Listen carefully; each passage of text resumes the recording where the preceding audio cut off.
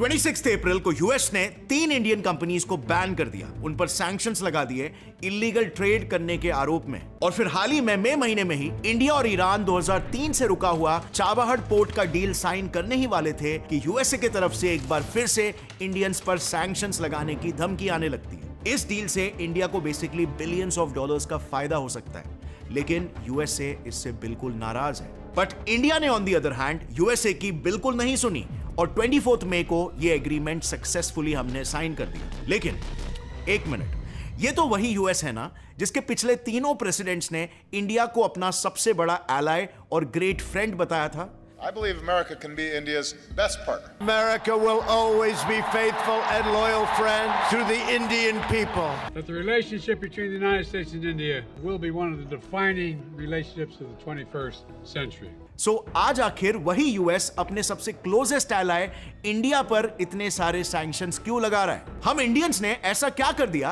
कि US India से अपने रिलेशंस को खराब करके 120 बिलियन डॉलर्स के ट्रेड को खतरे में डाल रहा है? And what about India? India जिस तरह से इतने एग्रेसिव स्टेप्स ले रहा है, क्या ये फ्यूचर में बैकफायर तो नहीं हो जाएगा? बिल्कुल जैसे ईरान के साथ हुआ। याद है ना, एक टाइम था जब ईरान ने भी यूएस के वार्निंग्स को इग्नोर किया था और आज यूएस सैंक्शंस की वजह से ईरान की इकोनॉमी पूरी तरह से बर्बाद हो गई है। तो कहीं हमारी भी यही ओवर कॉन्फिडेंस वाली गलती हमारे देश को बर्बाद ना कर दे।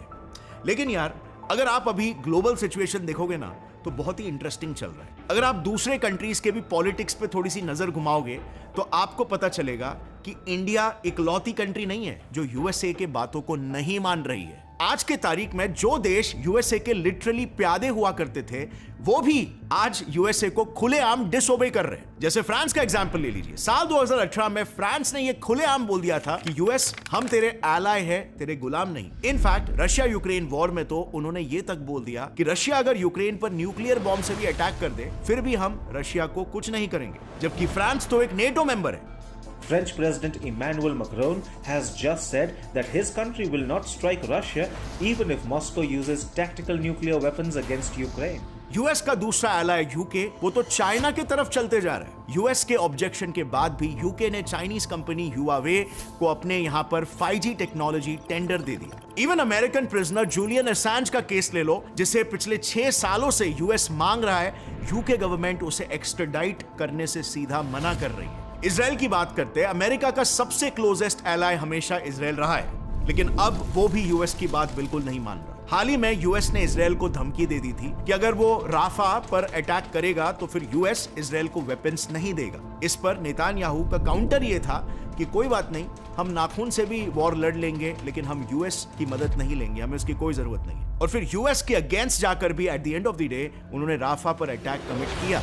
अब सिर्फ इजरायली नहीं, when speaking about middle east, बल्कि यूएस का वन ऑफ द मोस्ट पुराना दोस्त सऊदी के क्राउन प्रिंस ने तो यूएस को इकोनॉमिकली हर्ट करने की धमकी दे दी है। और चाइना, वो तो इन सबसे कई कदम आगे चल रहा है। उसने तो डायरेक्टली साउथ चाइना सी में ही यूएस के नेवी शिप्स को कन्फ्रंट करना भी चालू कर दिया। सो अगर आप ग्लोबल डायनामिक्स देखोगे तो ओवरऑल कई देशों में यूएस के प्रति बहुत ही ज्यादा हेट पैदा हो रहा है। बट यू नो व्हाट, एक समय ऐसा था जब इन सारे देशों के लिए यूएस की बात पत्थर के लकीर के समान हुआ करती थी। जैसे इजराइल, यूके और सऊदी ने 1990 से आईएसआईएस और अलकायदा को खत्म करने के लिए मिडिल ईस्ट में यूएस के कहने पर उनके साथ सारा सीक्रेट इंटेल शेयर किया था। ये कंट्रीज लिटरली उस रीजन में यूएस के आंख और कान हुआ करते थे। और सिमिलरली चाइना ने भी यूएस को अपने शिनजियांग प्रोविंस यानी कि अपने घर में ही एक इलेक्ट्रॉनिक लिसनिंग स्टेशन बना के दे दिया था, ताकि यूएस वहां से अपने दुश्मन रशिया पर नजर रख सके।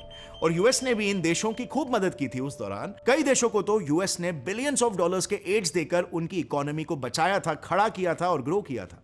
तो आज आखिर ऐसा क्या ग्लोबल शिफ्ट हो गया कि यूएस के ये सारे पुराने पक्के दोस्त आज यूएस के ही अगेंस्ट हो रहे? Well, you know what friends, जब भी आप एक पावर पोजीशन में आ जाते हो ना, तो आपको नीचे लाने वाले दूसरे लोग नहीं बल्कि आप खुद होते हो। और यूएस के साथ भी कुछ ऐसा ही हुआ है। इस पूरे डायनामिक शिफ्ट के पीछे कहीं ना कहीं यूएस का ही सबसे बड़ा हाथ है, क्योंकि इन सारे देशों ने अमेरिका के बारे में एक बात बहुत अच्छे से जान ली है कि इतने समय से अमेरिका एक नकाब ओढ़ के बैठा था।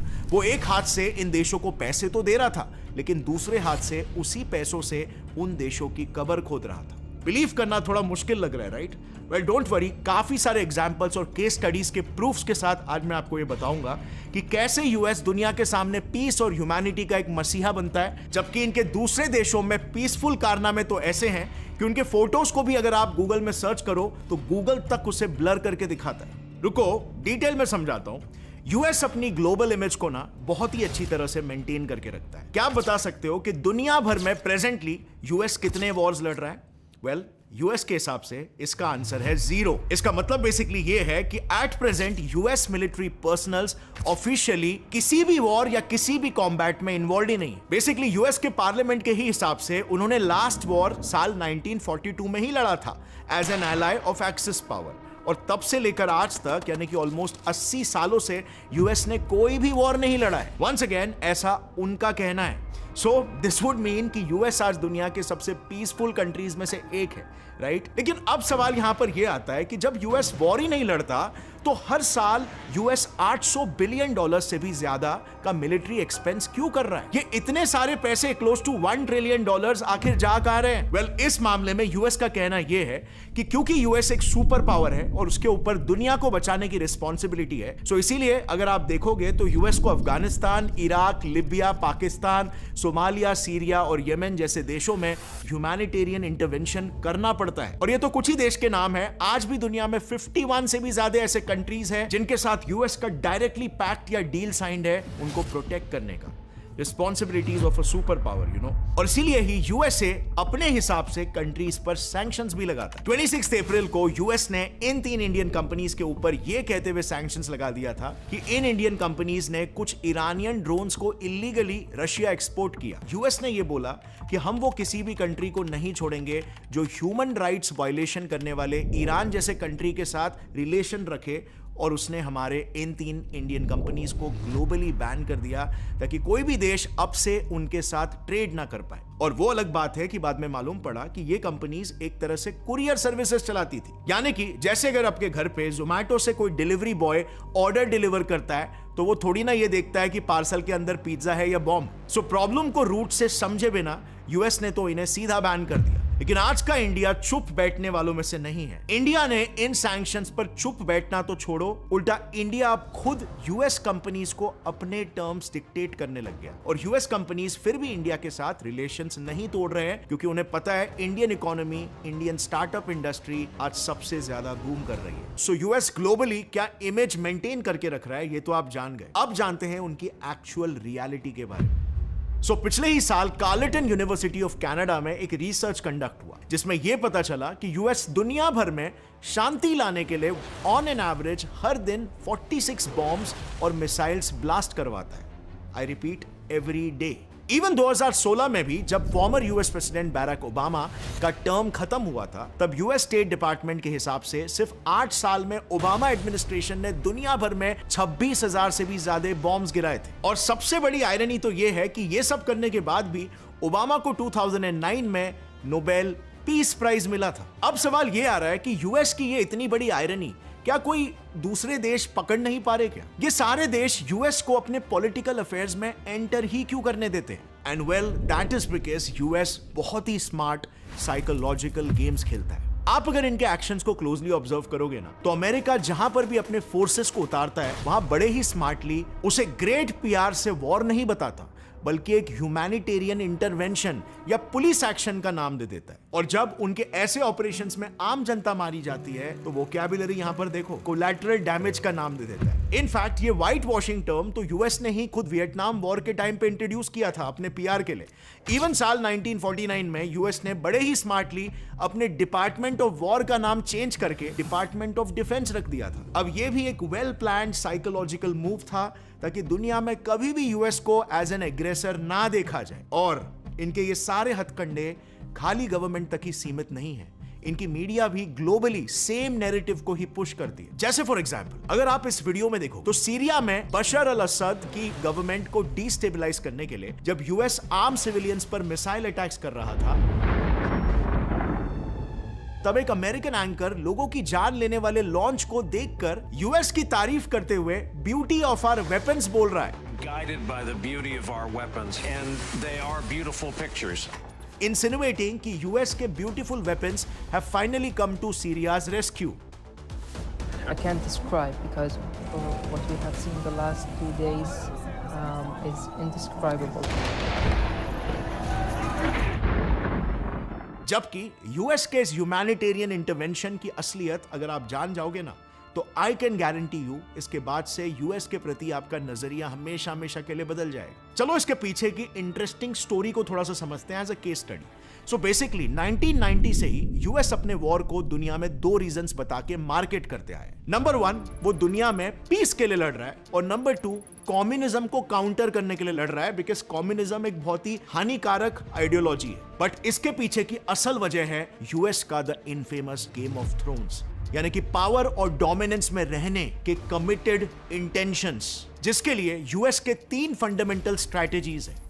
फर्स्ट स्ट्रैटेजी, अगर आप इस वर्ल्ड मैप को ध्यान से देखोगे ना, तो आपको यूएस का माइंडसेट क्लियरली समझ में आ जाएगा कि यूएस कहीं पर भी अचानक से मुंह उठा के ह्यूमैनिटेरियन पर्पस के लिए नहीं पहुंच जाता है। उसके हर मूव के पीछे एक हिडन इंटरेस्ट छुपा होता है। जैसे फॉर एग्जांपल 1900s में जब दुनिया एक नए सदी में एंटर कर रही थी, उस टाइम वेस्टर्न कंट्रीज जैसे यूएस और यूके में इंडस्ट्रियल रेवोल्यूशन की शुरुआत हो चुकी थी। लेकिन इस इंडस्ट्रियल रेवोल्यूशन को चलाने के लिए 2 चीजों की सबसे ज्यादा जरूरत पड़ती है, फ्यूल और रॉ मटेरियल। अब उस वक्त उन्हें रॉ मटेरियल तो उनके दुनिया भर के कॉलोनीज से मिल जा रहा था, लेकिन रॉ मटेरियल को प्रोसेस करने वाले इंडस्ट्रीज का बैकबोन था ऑयल, तेल, जो उनके मोस्ट ऑफ द कॉलोनीज के पास नहीं था। लेकिन इसी दौरान 1908 में ईरान मिडिल ईस्ट का वो पहला देश बना जिसके यहां पर तेल की डिस्कवरी हुई भारी मात्रा में। एंड माइंड यू, उस वक्त सऊदी अरेबिया, यूएई, इराक जैसे देशों में तो तेल अभी तक डिस्कवर ही नहीं हुआ था। इसका रिजल्ट, ईरान इकलौता दुनिया का सबसे बड़ा ऑयल सप्लायर बन गया था, लेकिन सिर्फ नाम का, क्योंकि ईरानियंस ऑयल फील्ड से ऑयल तो निकाल रहे थे, बट ये इसी तेल को ब्रिटिशर्स को एकदम कौड़ियों के दाम में बेच रहे थे। इसका प्रॉफिट सारा ब्रिटिशर्स अर्न कर रहे थे। ईरान का प्रॉफिट शेयर सिर्फ और सिर्फ 14% हुआ करता था, बाकी का 86% प्रॉफिट ब्रिटिशर्स लेकर जाते थे। यानी कि न तेल उनका था, न देश उनका था, लेकिन 86% प्रॉफिट उनका। बेसिकली सेम जैसे वो इंडिया में ईस्ट इंडिया कंपनी के थ्रू सब कुछ लूट रहे थे, वैसे ही वो एंग्लो ईरानियन कंपनीज के थ्रू ईरान को लूट रहे थे। लेकिन फिर 15 मार्च 1951 को ईरान में एक नए प्राइम मिनिस्टर पावर में आते हैं, मोहम्मद मोसाद्देक। पीएम बनते ही उन्होंने ईरान के सारे ऑयल फील्ड्स को नेशनलाइज करके ब्रिटिशर्स को ईरान से बाहर ढकेल दिया, जिस वजह से ईरान को ऑयल का पूरा कंट्रोल मिल गया और ईरान दुनिया में एक पावरफुल नेशन के तौर पर उभरने लग गया। ईरान वो पहला देश बन सकता था जो मिडिल ईस्ट से उभर कर आया हुआ एक सुपर पावर होता। लेकिन फिर यही न्यूली डिस्कवर्ड वेल्थ ने अमेरिका का भी अटेंशन ईरान की ओर अट्रैक्ट किया। और फिर इसके बाद क्या था, अमेरिका ने बिल्कुल वही किया जो वो हमेशा से करते आया है, इंटरवेंशन। बट इस बार ये कोई डायरेक्ट इंटरवेंशन नहीं था।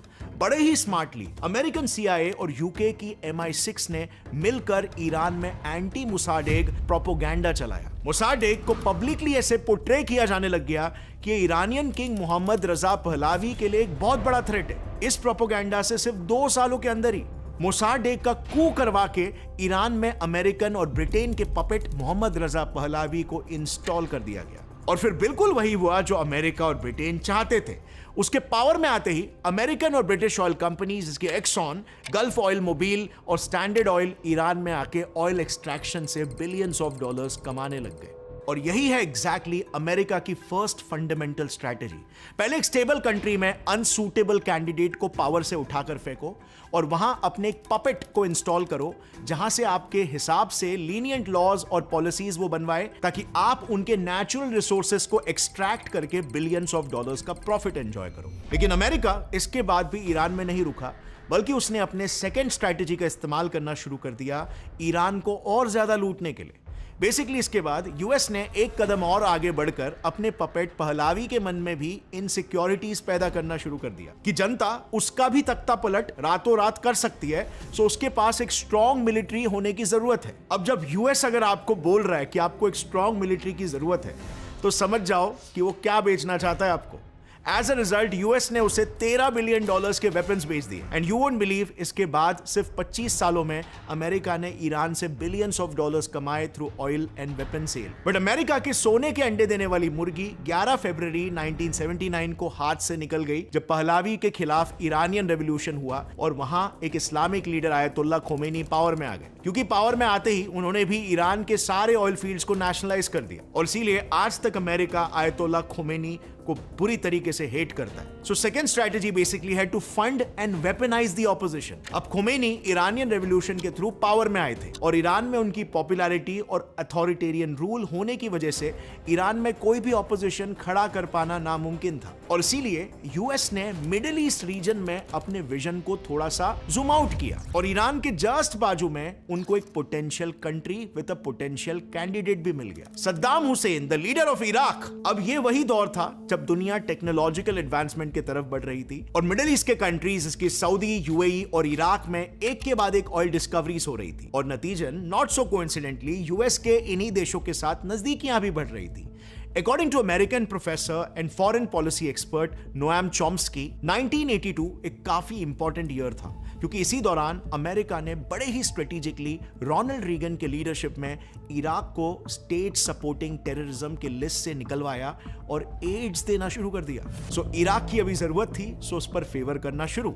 इवन इस दौर में ही बायोलॉजिकल और केमिकल वेपन्स तक मिलिट्री एड के नाम पर इराक को सप्लाई किए गए। 1982 happens to be an important year in U.S.-Iraqi relations, which Ronald Reagan dropped Iraq from the list of states supporting terrorism. सो इस दाव से अमेरिका के दो मोटिव्स एब्सोल्युटली क्लियर हो जाते हैं। पहला, ईरान को काउंटर करने के लिए इराक में सद्दाम जैसे लीडर को स्ट्रॉन्ग बनाने की कोशिश कर रहा था अमेरिका, और सेकंड, उस टाइम पर इराक इकलौता मिडिल ईस्टर्न देश था जिसका ऑयल प्रोडक्शन कॉस्ट सबसे कम था। एज अ रिजल्ट इससे प्रॉफिट ज्यादा मिलता था, जिसकी वजह से इराक में काफी रैम्पेंट तरीके से इकोनॉमिक डेवलपमेंट भी चालू था। बट ऑफ कोर्स ये अमेरिका के लिए अच्छा नहीं था, क्योंकि इससे मिडिल ईस्टर्न रीजन में एक और एक स्ट्रॉन्ग इकोनॉमिक सुपर पावर बन जाता था इराक। अब ऐसे में यूएस ने एक तीर से दो निशाना लगाए। पहले तो वो ईरान को काउंटर करने के लिए सद्दाम जैसे परफेक्ट कैंडिडेट को यूज करता रहा। दूसरा, उसने मिडिल ईस्ट में इराक सुपर पावर ना बने, इसीलिए उसको ईरान के साथ सालों तक वॉर में फंसाए रखा, और अमेरिका की ये स्ट्रेटेजी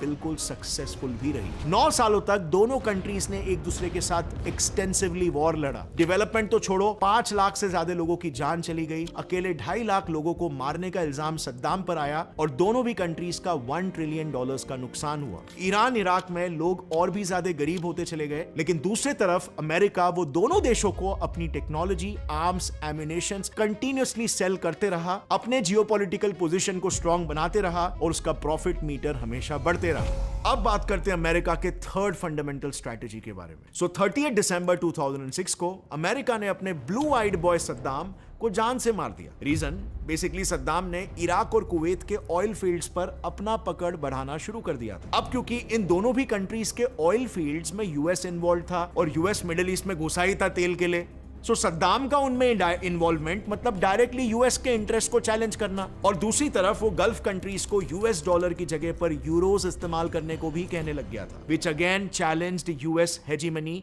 ऑफ डॉलर। और इसीलिए यूएस ने सद्दाम के ऊपर वेपन्स ऑफ मास डिस्ट्रक्शन होने के, यानी कि डेंजरस केमिकल बॉम्ब्स होने के झूठे आरोप लगाना शुरू कर दिया। Saddam Hussein has gone to elaborate lengths, spent enormous sums, taken great risks to build and keep weapons of mass destruction. Saddam Hussein is determined to get his hands on a nuclear bomb. Nuclear weapon. Nuclear weapon. Nuclear weapon. Active chemical munitions bunkers, mobile production facilities. We know he's got chemical weapons. वही आरोप उन weapons के जो एक time पे तो US खुद सद्दाम को सप्लाई कर रहा था, और फिर रीजन देकर सद्दाम को एग्जीक्यूट करवा दिया, और उसी कंट्री में फिर एक पपेट गवर्नमेंट प्लांट करवा दिया। अब उसी के कुछ सालों बाद ही यूएस का दोगलापन सामने आता है। खुद सीआईए के ही हिसाब से आज तक इराक में वो केमिकल बॉम्ब्स यानी so called weapons of mass destruction कभी मिले ही नहीं। Of weapons of mass destruction. We have not found yet, and I'm sure you know this, otherwise you would know it earlier. We have not found at this point actual weapons. उल्टा US के Iraq को एक puppet state बनाने के चक्कर में Iraq का हाल कुछ आज ऐसा हो गया।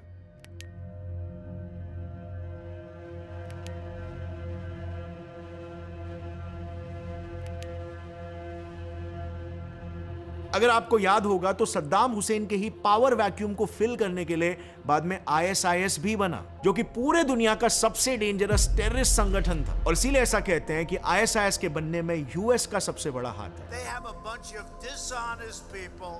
They've created ISIS. Hillary Clinton created ISIS with Obama. Created with Obama.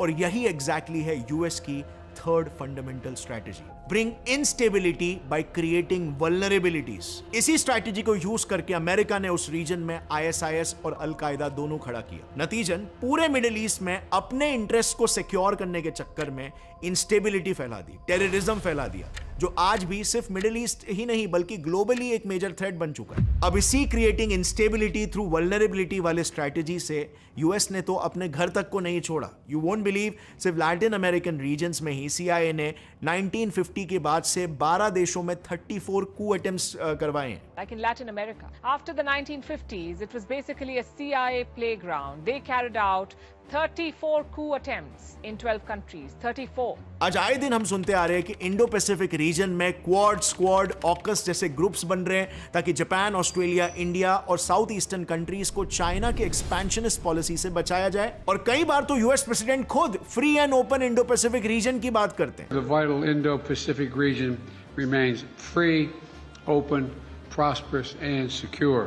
I'm here to advance peace, to promote security, and to work with you to achieve a truly free and open Indo-Pacific. But ये सब तो सिर्फ दिखाने वाली बात है ना, क्योंकि यूएसए आज ये जानता है कि दुनिया का 80% ट्रेड सिर्फ इस एक स्ट्रेट ऑफ मेलाका से पास होता है। सो आज पूरे दुनिया का सेंटर ऑफ पावर, रिसोर्स और इन्फ्लुएंस मिडिल ईस्ट नहीं है बल्कि इंडो पैसिफिक है। और अगर चाइना वहां पर इन्फ्लुएंशियल हो गया तो अमेरिका के लॉन्ग टर्म इकोनॉमिकल इंटरेस्ट के लिए बिल्कुल भी अच्छा नहीं होगा। सो क्वाइट एविडेंटली यूएस की हमेशा से यही स्ट्रैटेजी रही है कि वो अपने इंटरेस्ट को दूसरे देशों की भलाई करने का नाम देता है, हमेशा अपने मूव्स को मॉरल पुलिसिंग और डेमोक्रेसी के नाम से मार्केट करता है। जैसे अगर आप मिडिल ईस्ट के इस मैप को देखोगे, ये सारे मिलिट्री बेसिस यूएस ने ह्यूमैनिटेरियन इंटरवेंशन के नाम पर बनाए। अगर आप इसको और जूम आउट करोगे ना तो आज दुनिया का शायद ही ऐसा कोई कोना होगा जहां तक यूएस की रीच ना हो। And this is frankly speaking very concerning. लेकिन यूएस ने तो मानवता को बचाने के नाम पर दुनिया की इतनी भलाई की है।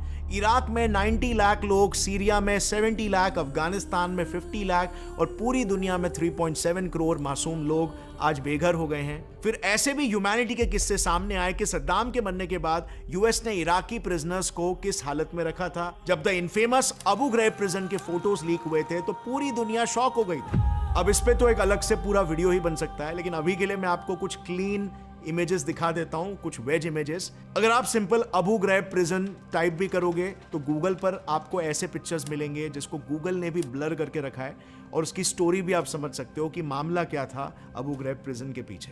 And guys, this is the most important reason कि आज दूसरे कंट्रीज, दूसरे सुपर पावर्स जैसे कि इंडिया, ये जान रहे हैं कि अमेरिका कोई पीस और ह्यूमैनिटी का मसीहा नहीं है। वो उसका बस एक पॉजिटिव PR है जो दुनिया को दिखाने की कोशिश कर रहा है। बट अंडरनीथ दैट उसके भी इंटेंशंस हर हाल में अपने पावर, अपने थ्रोन को रिटेन करना ही है और जितना हो सके दूसरे कंट्रीज से रिसोर्सेज को एक्सप्लॉइट करके अपने जियोपॉलिटिकल पोजीशनिंग को स्ट्रांग बनाना। यही स्ट्रैटेजी आज दूसरे कंट्रीज भी समझ रहे हैं और इसीलिए वो यूएस का साथ देने के जगह पे वो खुद को एक सुपर पावर बनाने की कोशिश कर रहे हैं और इसीलिए वो यूएस के हाँ में हामी नहीं भर रहे बल्कि वो खुलेआम यूएस को डिसोबे कर रहे हैं। कितनी इंटरेस्टिंग चीज है, राइट? एक टाइम था जब इंपीरियलिज्म हुआ करता था, जब कंट्रीज रातों रात दूसरे कंट्री पे धावा बोलकर उनके एरिया में घुस के उनकी टेरिटरी को लूटती थी, रिसोर्सेज को लूटती थी और एक पॉइंट के बाद वर्ल्ड वॉर्स के बाद ये काइंड ऑफ बैन हो गया। इसे सारे कंट्रीज ने मिलकर पब्लिकली कंडेम किया और कहा कि ऐसी प्रैक्टिस आगे से नहीं होगी। बट आज के दौर में भी अगर आप देखोगे तो जो सुपर पावर कंट्रीज है वो इंपीरियलिज्म नहीं दिखा रहे तो और क्या है ये? बस पहले ये खुलेआम होता था और अभी एक पॉजिटिव PR के साथ होता है। Which truly makes me feel अगर कोई देश सुपर पावर हो तो कभी भी उसे अपनी एम्बिशन की आड़ में अंधा नहीं होना चाहिए, बल्कि अपनी दृष्टि अपने एथिक्स और अपने वैल्यूज को बनाना चाहिए। अपने से कमजोर कंट्रीज को एक्सप्लॉइट करने के जगह पे उन्हें सपोर्ट भी तो किया जा सकता है ना। I know this is much easier said than done because global dynamics में बहुत गंदगी है, but I think we should have a vision for a better world और तब तक global dynamics naturally change होते रहेंगे। This is just evolution going on all around. एक स्टेबल स्ट्रक्चर की खोज में ग्लोबल डायनामिक्स चेंज होते रहेंगे, न्यू वर्ल्ड ऑर्डर्स क्रिएट होते रहेंगे, and after a point if we have the right vision, एक ऐसी दुनिया जरूर बनेगी जहां पर ऑल्ट्रुइज्म को ज्यादा वेटेज दिया जाएगा over selfishness. I strongly believe कि अगर सुपर पावर्स ने इंडिया के ही वासुदेव कुटुंबकम वाले सिद्धांत को अपना लिया तो आधे से आधे प्रॉब्लम्स ऐसे ही सॉल्व हो जाएंगे। एक फिलोसोफर थे, इटालियन फिलोसोफर कॉल्ड निकोलो मैशियावेली। आपने अगर उनके बारे में पढ़ा होगा तो आपको तो उनकी एक फिलॉसफी थी ये कहते हुए कि अगर आपको पावर में रहना है तो आपको कुछ नेस्टी चीजें करनी पड़ेगी। वो अलग बात है कि आपका पीआर होना चाहिए, मतलब लोग आपको पॉजिटिवली देखे, लोग आपको अच्छा समझे, लेकिन अंडर द हुड आपको कुछ बहुत ही नेगेटिव चीजें करनी पड़ेगी अगर आपको पावर में रहना है तो। सो एक स्कूल ऑफ थॉट है जो इस चीज को बिलीव करता है, मैशियावेलियन फिलॉसफी जिसको कहते हैं। बट देन इस फिलॉसफी को बहुत से लोगों ने चैलेंज भी किया और उन्होंने कहा कि डेवलपमेंट और ऑल्ट्रुइज्म यानी अच्छाई के बल पर भी एक राजा या एक सुपर पावर में रह सकता है। आप इन दोनों स्कूल ऑफ थॉट में से कौन से स्कूल ऑफ थॉट में बिलीव करते हो? नीचे कमेंट्स में बताना। I would love to know your opinion. मिलते हैं अगले वीडियो में, तब तक के लिए टेक केयर, जय हिंद।